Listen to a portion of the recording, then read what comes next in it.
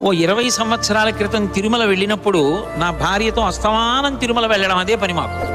ఓ 2 నెలలు జీతంలో డబ్బులు కూడబెట్టుకోవడం, తిరుమల ఎక్స్‌ప్రెస్‌కి రిజర్వేషన్ చేసుకోవడం, తిరుపతి వెళ్ళిపోవడం. ఆనందమైన, పండగైన, పబ్బమైన అన్నీ ఆయన కొండ మీదే మాకు. అక్కడ చేసుకోవడం, మళ్ళీ ఇంటికి వచ్చేస్తూ ఉండడం. అదేమిటో అదో సంతోషం. అలా గడుపుతూ ఉండేవాళ్ళం.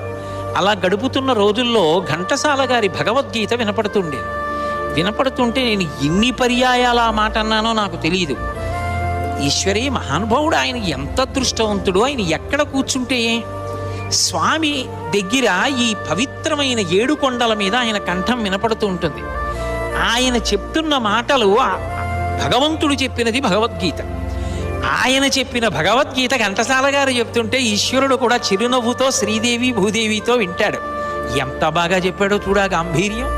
నేను ఎంత గంభీరంగా చెప్పానో అంత గంభీరంగా చెప్తున్నాడు.